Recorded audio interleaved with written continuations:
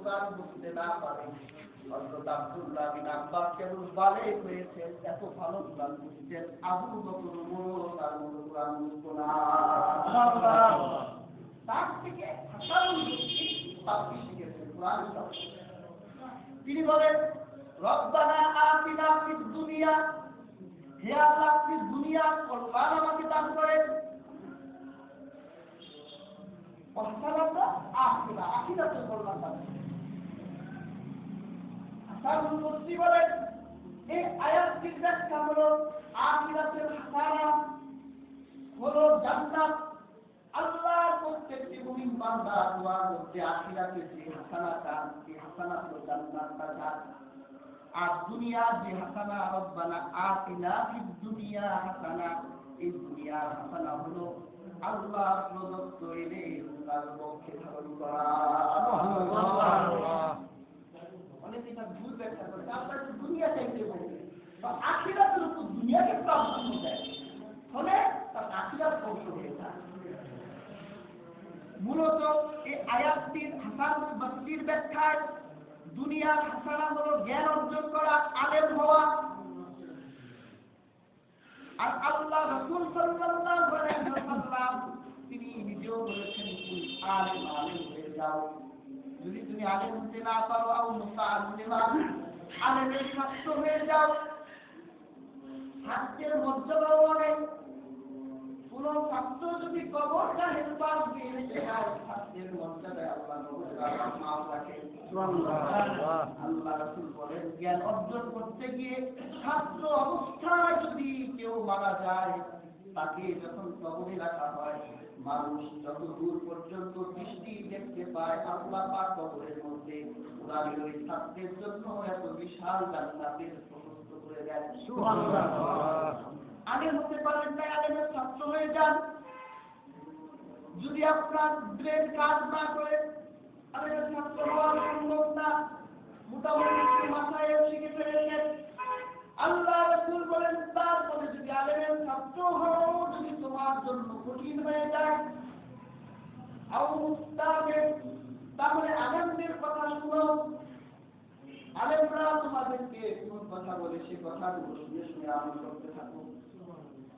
যদি তোমার জন্য ওই আলেমের কথা শোনাও যদি তোমার জন্য কঠিন হয়ে যায়, আল্লাহ রাসূল বলেন তাহলে আলেমকে মহব্বত করো, ভালোবাসো। 5 নাম্বার কোনো প্রকার সৃষ্টি করো না, এই চারটার মধ্যে থাকতে হবে। নাজাত যদি পেতে চাও প্রথম আলেম হতে হবে। আলেম না হতে পারলে আলেমের ছাত্র হতে হবে। আলেমের ছাত্র না হতে পারলে আলেমের কথা শুনতে হবে। যদি তাও না করো তাহলে আলেমের প্রতি মহব্বত বা বিদ্বেষ করো না, দেখো না, বিদ্বেষ ভাব দেখো না। যদি তুমি এই চারটার বাইরে আরেকটা দল বানাও, আরেকটা কিসেম বানাও, আল্লাহ রাসূল বলে তোমার জন্য নাজাতের দরজা বন্ধ হয়ে যাবে। নাজাত থেকে তুমি দূরে করতে হবে, তোমার জন্য কোনো নাজাত হবে না। তাহলে পেয়ারে হাজির এলেম আর আলিমের মর্যাদা অনেক অধিক। আলিমের চাইতে দামি আল্লাহ তার কিছুই নেই। সুবহানাল্লাহ। একজন আবেদ আরেকজন আলেম। আলেম হচ্ছে যিনি শেখেন এবং তার জানা অনুযায়ী আমল করেন। তিনি অধিক নফল নামাজ করেন না, ছাত্র তিনি অধিক পরিমাণ সুদান করেন না, শুধু তিনি এলেম অর্জন করেছেন, এলেম অনুযায়ী যতটুকু প্রয়োজন তিনি আমল করেছেন। আরেকজন ব্যক্তি আলেমের কাছে গিয়ে কিছু শিখেছে, এরপরে তিনি গোটা সময়ই তিনি আল্লাহর জিকিরে মগ্ন থাকে, নামাজে মগ্ন থাকে, মনে ইবাদত করে। আল্লাহ রাসূল বলেন এইরকম ৭০ জন আলেমকে যদি এক পাল্লায় দেওয়া হয়, একজন আলেমের সমান হবে না। সুবহানাল্লাহ। কি দাম আলেমদের! আলেমদের এত দাম, তাদের রূহানি শক্তিও। যে ব্যক্তি এক তত্ত্বজ্ঞানী দেখেছেন যে এলেম পায়নি, সে যদি দুনিয়া সব পায় সে কিছুই পায়নি, আর যে এলেম পেয়েছে দুনিয়া কিছু পায়নি, তার পাওয়ার আর কি আছে? যে এলেম পেয়েছে তার জন্য পাওয়া কিচ্ছু নাই, সবকিছু তার কাছে ছুটে আসে। আল্লাহর পয়গম্বর হযরত সুলাইমান তিনি অনেক বৈশিষ্ট্যবান এবং প্রতিভাবান একজন নবী ছিলেন। হযরত সুলাইমান এমন একজন নবী ছিলেন, আল্লাহ পাক হযরত সুলাইমানের কাছে তিনটা বস্তু এনে দিলেন। সুলাইমান, তোমাকে এলেম দেওয়া হলো, তোমাকে একটা প্লেটে এলেম দেওয়া হলো, আরেকটি অপশন দেওয়া হলো নবুয়াত, আরেকটি অপশন দেওয়া হলো রাজত্ব, মুলুকিয়াত, বাদশাহী করা। ও সুলাইমান, তিনটার মধ্যে তুমি কোনটা নিতে চাও? এটা হযরত লুকমানকে দেওয়া হয়েছিল। লুকমানকে দেওয়া হয়েছিল নবুয়াত এবং হিকমত, বিজ্ঞানের জ্ঞান।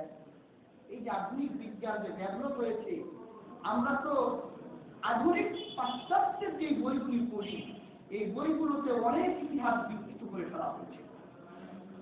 এই যে এরিস্টটল মাদ্রাসাতে ফাজিল একটা কিতাব পড়ানো হয়, মানতেকের কিতাব, যুক্তি শাস্ত্র, দর্শন শাস্ত্র, সেখানে এরিস্টটলকে আরবি ভাষায় বলা হয়েছে আরাস্তপলি। তিনি যার থেকে জ্ঞান শিখেছেন, এরিস্টটল যার থেকে জ্ঞান শিখেছেন তার উস্তাদ ছিলেন হাকিমের লুকমান। তাহলে এই এরিস্টটল তো লুকমান হাকিমের জ্ঞান পেয়েছে, আর তাদের থেকে যারা শিক্ষা অর্জন করে বর্তমান পাশ্চাত্যের কালচারে আধুনিক জগৎকে সাজিয়েছেন, অনেকাংশেই তারা ইসলামের কাছেই দায়ী, ইসলামের কাছেই নিবে। সেখানে হযরত লুকমান নবুয়াত নেন নাই, হিকমত নিয়েছেন। আর হযরত সুলাইমানকে নবুয়াত দেওয়া হলো, অপশন মুলুকিয়াত দেওয়া হলো, অপশন এলেম দেওয়া হলো, কোনটা দিলা? আল্লাহর পয়গম্বর হযরত লুকমান তিনি নবুয়াত নেন নাই, তিনি মুলুকিয়াত নেন নাই, তিনি এলেম নিয়েছেন। আল্লাহ পাক এত খুশি হলেন লুকমানের এই চয়েস, এই জন্য আল্লাহ পাক হযরত লুকমানকে শুধু এলেম দিলেন না, হযরত লুকমানকে নবুয়াত দিলেন, সুবহানাল্লাহ, মুলুকিয়াত দিলেন, এমন মুলুকিয়াত দিলেন পৃথিবীতে অপ্রতিদ্বন্দ্বী মুলুকিয়াত, যা আমার নবীও চান নাই। তিনি গোটা দুনিয়া পুরো মুলুকিয়াত চাইলেন, বাতাসকে তার অধীন করে দেওয়া হলো। তিনি পৃথিবীতে একমাত্র প্রথম মানব যিনি আকাশে প্রথম উড়েছেন। আমাদের লোকের তো 100 বছর ইতিহাস রয়েছে আকাশ উড়ে। আর এক থিওরি হচ্ছে সুলাইমান দিয়েছেন, তিনি আকাশে উঠতেন, আল্লাহর নাম দিয়েছেন। সুবহানাল্লাহ। হযরত লুকমান এলেম দেওয়ার কারণে সব পেয়ে গেলেন, নবুয়াতও পেলেন, রাজত্বও পেলেন। আমি সূরাতুন নমল থেকে আপনাদের একটা ঘটনা শোনাতে চাই। এই ঘটনায় আল্লাহ পাক দেখেন একজন আলেমের পাওয়ার কতটুকু দিয়েছেন, একজন আলেমের স্থায়ী শক্তি কত দিয়েছেন। হযরত সুলাইমান যখন রাজত্ব করছিলেন, হযরত সুলাইমান আকাশে উঠতেন। হযরত সুলাইমানের কাছে প্রত্যেকটা মাখলুকের একটা জোড়া থাকতো। সেখানে একটা অন্যতম একটা পাখি ছিল হুদহুদ। আল্লাহর পয়গম্বর একদিন ইয়ামেন থেকে রওনা করেন, পানি সংকট দেখা গেল, হুদহুদের গাছ ছিল, সে অনেক আকাশ থেকে মাটির দিকে তাকালে কোথায় পানি আছে, সাধু পানি আছে। এই হুদহুদ পাখি আকাশের উপর থেকে দেখতে পেত। আর হযরত সুলাইমানকে ইনফর্ম করতে এখানে পানি আছে। হযরত সুলাইমান যাত্রা বিরতি করে সেখান থেকে পানি পান করতেন। সুবহানাল্লাহ। একদিন সুলাইমান যাত্রা বিরতি করলে হুদহুদকে ডাকো, পানি পাশে গেছে, কিন্তু তার সেই রাজত্বে হুদহুদ নাই। হযরত সুলাইমান বলল, হুদহুদ কোথায় গেল? জিনদের পাঠানো হলো, হুদহুদকে খুঁজো। দেখেন না রাজত্ব কত বিশাল ছিল, জিনরাও তার অনুদানী ছিল। একটা হাদিসে এসেছে নবীজিও সুলাইমানের মতো এরকম রাজত্ব চান নাই। একদিন রাতে রাসূলুল্লাহ একটা জিনকে আটকালেন। রাসূলুল্লাহ ইবাদতে ছুটি করছিলেন, নবী করিম সাল্লাল্লাহু আলাইহি ওয়াসাল্লাম জিনটাকে আটকাইয়া তারপর ছেড়ে দিলেন। সকালবেলা সাহাবায়ে কেরামকে বলল যে আমি রাতের বেলা একটা জিনকে আটকিয়েছিলাম, আমি চেয়েছিলাম যে মদিনার এই খুঁটির সাথে তাকে বেঁধে রাখি যাতে তোমরা সকালে দেখতে পারো, কিন্তু আমি বেঁধে রাখলাম না। আমার ভাই সুলাইমান জিনদের কাছে, জিনদের উপর আধিপত্য চেয়েছেন আর আল্লাহর কাছে দোয়া করেছেন আল্লাহ এই ক্ষমতা যদি আপনি আর কাউকে না দেন। এই জন্য আমি রাসূল সুলাইমানকে সম্মান করতে গিয়ে জিনটাকে ছেড়ে দিলাম। জিনরা এসে বলল হুজুর তো নাই। হযরত সুলাইমান এতটা রাগান্বিত হলেন, আল্লাহ নবী হযরত সুলাইমানের শিরোপটি তুলে ধরলেন। হযরত সুলাইমান বললেন লা তুআযিবান্নাহু আযাবান শাদীদা আও লা আযবাহান্নাহু আও লা ইয়াতিয়ান্নি বিসুলতানিন মুবিন। যদি হুজুর উপযুক্ত কোনো কারণ যদি দর্শাতে না পারে তাহলে অবশ্যই আমি তাকে এমন শাস্তি দিব যা তিনি চিন্তা করতে পারবেন না। এরপর যখন হুদহুদ ফিরে আসলো, সুলাইমান বলল হুদহুদকে আটকাও। আমার এইরকম করুণ পরিস্থিতিতে সে কোথায় ছিল তার কাছে জানতে চাও। হুদহুদ বুঝেই ফেলল যে এখন তো আর বাঁচবার কোনো রাস্তা নাই। তখন বাঁচবার জন্য তিনি কারণ দর্শালেন। হযরত সুলাইমানকে বললেন যে আমি আপনার কাছে এমন একটা সংবাদ নিয়ে এসেছি,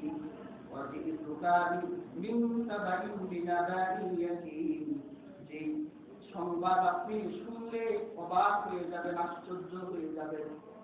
হযরত সুলাইমান বলল ঠিক আছে তোমার সে কারণ দর্শাও। কারণ যদি তুমি দর্শাতে না পারো তাহলে আমি তোমাকে জবাই করে ফেলবো। তখন হুদহুদ বললেন ইন্নী ওয়াজাদতু ইমরাআতান তামলিকুহুম ওয়া উতিয়াত মিন কুল্লি শাইইন ওয়া লাহা আরশুন আযীম।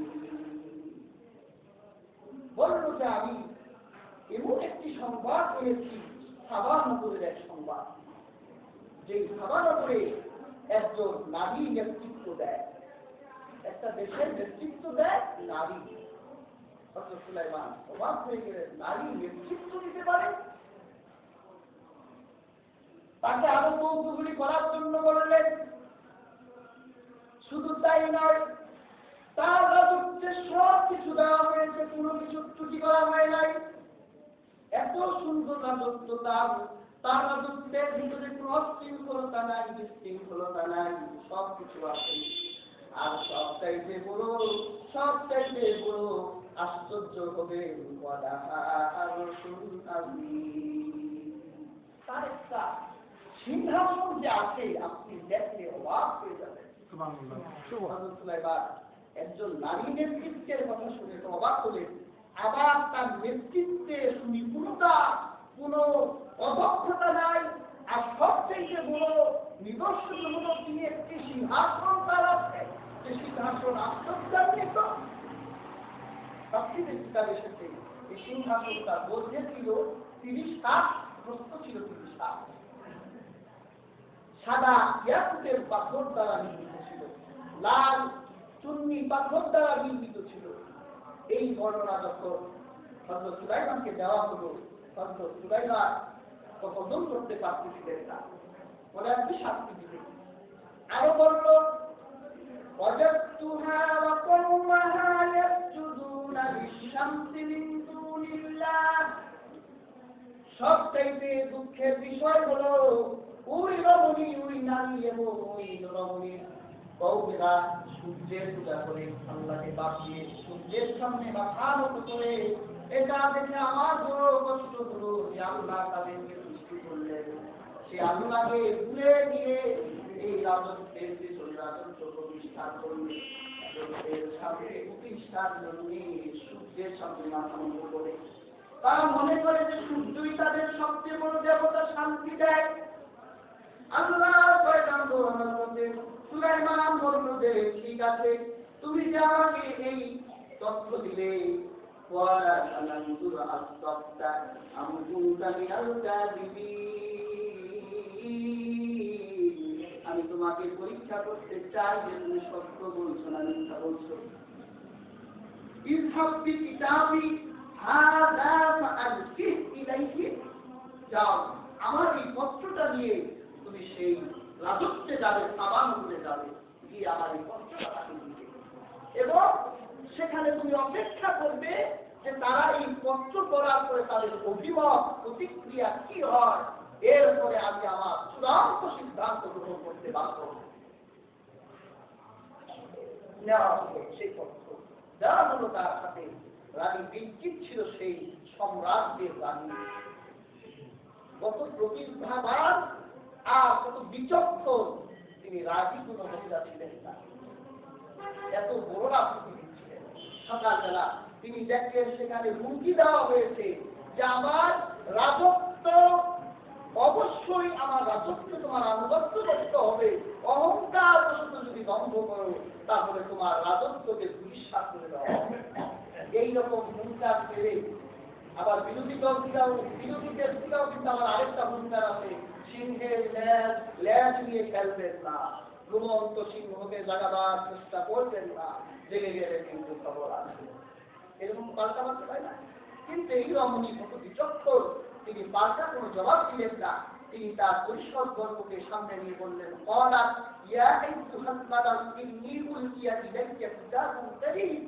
হে আমার পরিষদ মণ্ডলী, আমার কাছে একটি সম্মানিত চিঠি এসেছে।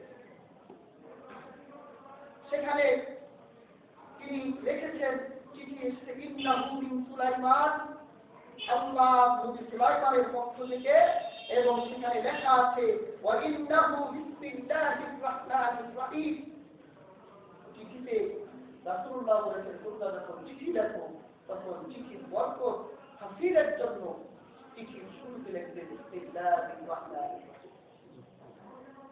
এরপরে হযরত সুলাইমান তার চিঠিতে লিখলেন, আল্লাহ তাআলু আলাইয়া ওয়াতুনি মুসলিমিন। আমাকে বলা হয়েছে তার আনুগত্য স্বীকার করার জন্য, তার অমান্য করলে তিনি আমাদেরকে আঘাত করবেন। এখন আমি তোমাদের কাছে সিদ্ধান্ত চাই, কি করা যায়। তখন মন্ত্রী পরিষদরা বলল যে আমরা তো আপনার সিদ্ধান্তের বাইরে কখনো চাই না, তবে আমাদের শক্তি আছে, আমরা কঠোর তেজস্বমান, আপনি যদি আমাদেরকে যুদ্ধ করতে বলেন তাহলে সুলাইমানের বিরুদ্ধে আমরা যুদ্ধ করতে চাই। আর অপশনাল যদি আপনি নিজে কোনো সিদ্ধান্ত নেন, জানাতে পারেন। তখন রানী বিলকিস বললেন, একটা লোক দিন, আমি দেখবো যদি অসাধারণ কোনো রাজা হয় তাহলে আমার লোকটা কিনবে না, আর সাধারণ বাচ্চা বলে আমার সেই টপ গিলে ফেলবে, আর আমি আমার বাচ্চাকে ধরে ফেলবো। কি দাও তাকে একটু লোক দিন, আমার রাজত্বের দামি দামি সোনা, মোহর, হীরা, পাথর, এগুলো আমি তার কাছে একটু হাতিয়া পাঠাই, আর আমার সৌন্দর্যের কথাটা একটু তার সঙ্গে তুলে ধরলাম। পরিষদ রওনা হলো। এই খবর আল্লাহ পয়গম্বর, এই খবরটি তাদের কাছে আসে না, ওই বছর চলে গেছে সুলাইমান আলাইহিস সালামের কাছে খবর চলে গেছে যে তাকে লোক দেওয়া হচ্ছে। তখন সুলাইমান বলল, 3 মাইল রাস্তা পর্যন্ত হীরা জঙ্গলের পাথর দিয়ে রাস্তা ঢালাই করে দাও। সুবহানাল্লাহ। সেখানে খুব দামি দামি তার সৌন্দর্যের কথা তুলে ধরতে বলেছে, এমন সুন্দর নারীদেরকে, দাসদাসীদেরকে রাস্তার পাশে সোনার পেয়ালা নিয়ে দাঁড়িয়ে থাকতে বলবো, যে তারা যাতে অসহায় হয়ে যায় তাদের সম্পত্তি। তারা যখন সুলাইমানের রাজত্বে ঢুকলো আর এইরকম শান সৌকত দেখে তারা তো অসহায় হয়ে গেল। সুলাইমান আলাইহিস সালামের কাছে এসে বলল, তোমরা আমার জন্য কি এনেছো? তো বললো, এইগুলো আমি এনেছি। তখন সুলাইমানের কাছে এগুলো যেন একেবারে পুরাতন যুগের মতো। সুলাইমান বলল যে না, আল্লাহ পাক আমাকে যা দিয়েছে তোমাদের কাছ থেকে আমারটা অনেক উত্তম, অনেক দামি। সুবহানাল্লাহ। ফিরে গেল মন্ত্রী পরিষদ, চিঠি দেওয়া হলো বিলকিসের কাছে যে এটা অসাধারণ একজন রাজা, অধিপতি, এর সাথে আপনি লোক দিয়ে একে জমাতে পারবেন না। তো সুলাইমান আলাইহিস সালামের কাছে যাওয়ার জন্য তিনি বন্দোবস্ত করলেন যে ইনি পরাস্ত করে ফেলবে, তার সাথে পারা যাবে না। চলো আমরা রওনা হয়ে যাই, তার সাক্ষাৎ করি, তার আনুগত্য স্বীকার করি। যখন রওনা হয়ে গেল,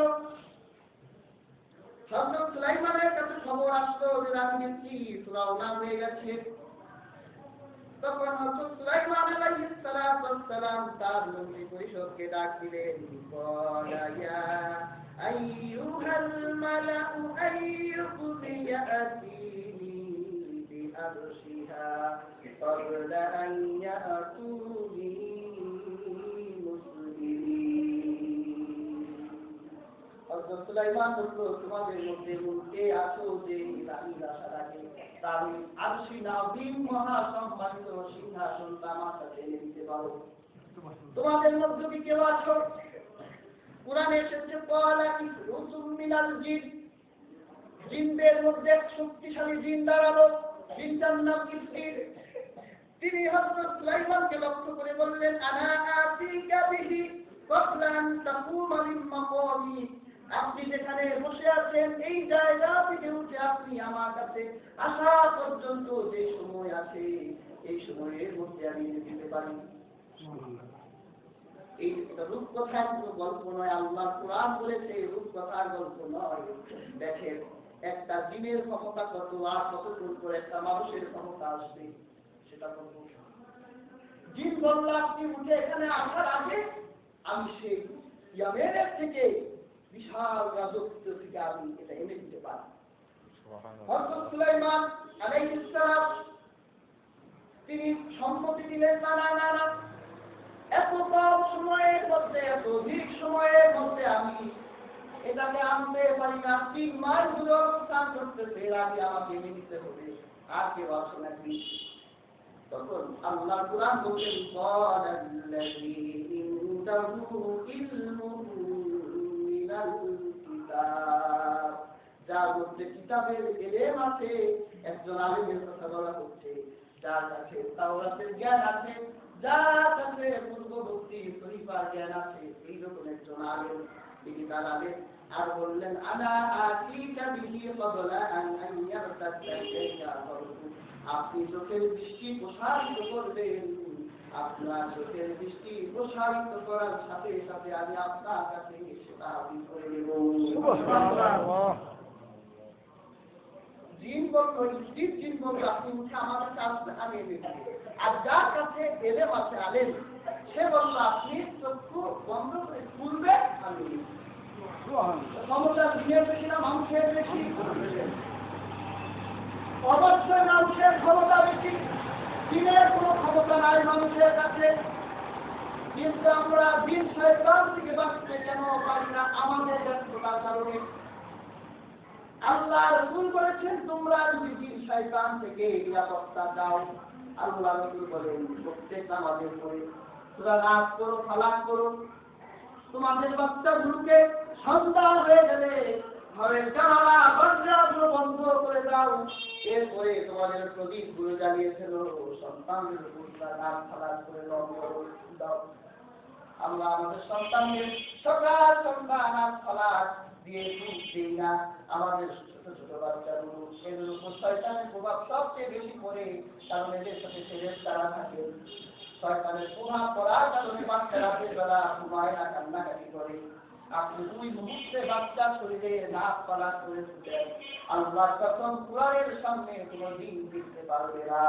সুবহানাল্লাহ কোন জিনগ্রস্ত রোগী আমি একটা কবিতা শিখাই দিই আমাদের কাছে আসলে কবিতা শিখাই দিই জিনের অস্তিত্ব কিছু বিজ্ঞান পক্ষী মানুষ জিনের অস্তিত্বকে অস্বীকার করে অনেক ডাক্তাররাও করে যেটা মানসিক রোগী কিন্তু অবশ্যই মানুষের উপর জিন আসর করে মানুষকে অস্বাভাবিক করে তুলে আপনি যদি দেখেন একটা মানুষ অস্বাভাবিক হয়ে গেছে পাগল হয়ে গেছে তাহলে কবিতা শিখাই দিই আপনি সরিষার তেলের মধ্যে পুরা নাক ফালাক করে গম করে তারপর সে রোগীর চোখে 2 চোখে সেই তেল লাগিয়ে দেয় 2 নাকে সিটে লাগিয়ে দিই ঠোঁটে লাগিয়ে দিয়ে 2 হাতে শাহাদাত আগুনে নিয়ে কানের চেপে ধরুন জিন কি ওর বাপ আপনার সাথে কথা বলবে চলে যেতে বাধ্য হবে স্বীকার করাবেন চলে যাবে কিনা ওর বাপ চলে যাবে আর ফিরে আসতে পারবে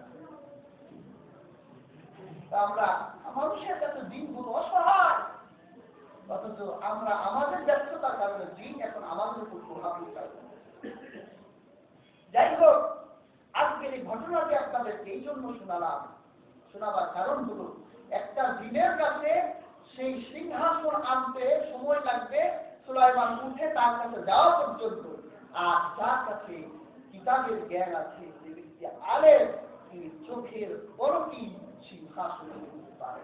সুবহানাল্লাহ। পরীক্ষা হয়ে গেল, সুলাইমান চোখের দৃষ্টি ফেরালেন।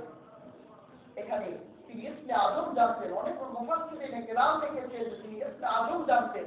অনেকে বলেছেন ইসমে আজম হলো ইয়া জাল জালাল ওয়াল ইকরাম, অনেকে বলেছেন লা ইলাহা ইল্লাল্লাহ, অনেকে বলেছেন ইয়া আরহামার রাহিমিন।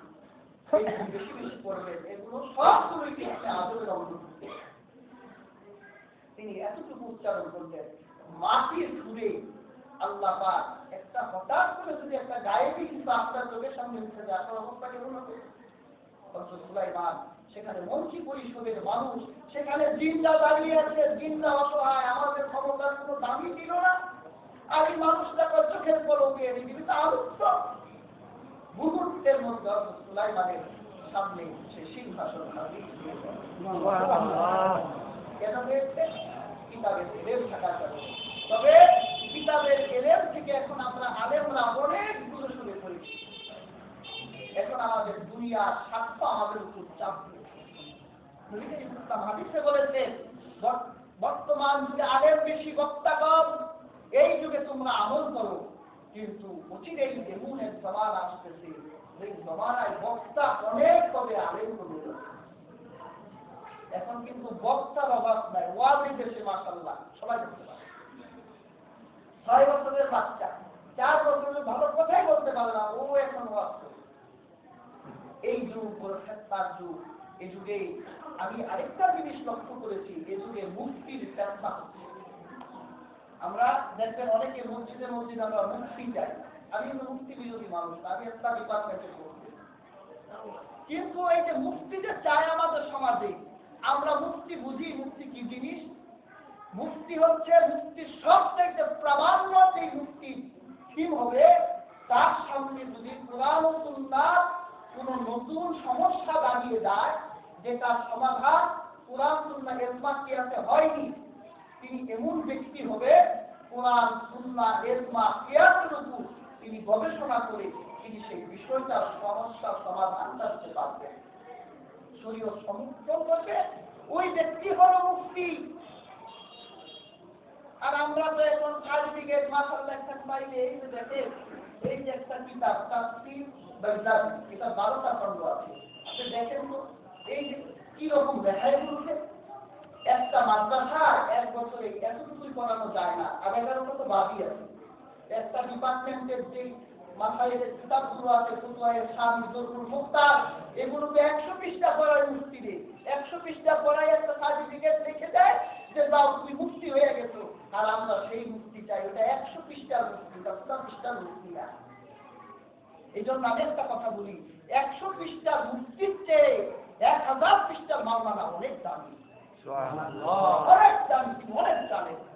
এই জন্য আমরা মুফতির ফিতনা থেকে দূরে থাকবো। মসজিদে ইমাম দিয়েও দিলেন, আলেম আনবেন, যেহেতু একটা টেস্ট করেন, যেটা কয় নম্বরের হুজুর, এটা কিতাব পড়তে পারে, এটা কি আপনি ব্যাকরণ জানে, গ্রামার জানে, তাফসীর বুঝে, এটা একটু জিজ্ঞাসা করেন, তো হুজুরে বুঝবো এটা কয় নম্বরের হুজুর, এটা কয় নম্বরের মুফতি।